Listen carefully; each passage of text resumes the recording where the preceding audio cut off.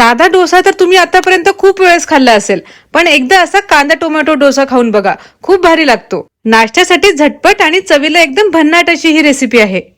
त्यासाठी एका मिक्सरच्या भांड्यात एक चिरलेला कांदा, एक चिरलेला टोमॅटो, लसणाच्या पाकळ्या, आल्याचा तुकडा, बेडगी मिरच्या, जिरं आणि मीठ टाकायचं आणि पाणी न टाकता मिक्सरला हे बारीक फिरवून घ्यायचं।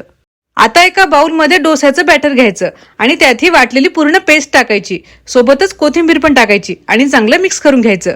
थोडं हे बॅटर असं घट्टच ठेवायचं।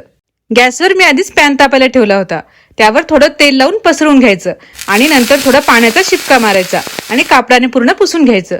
यावर आता एका वाटीने हे बॅटर टाकून याचा पातळ डोसा करून घ्यायचा। हा डोसा पातळच छान लागतो।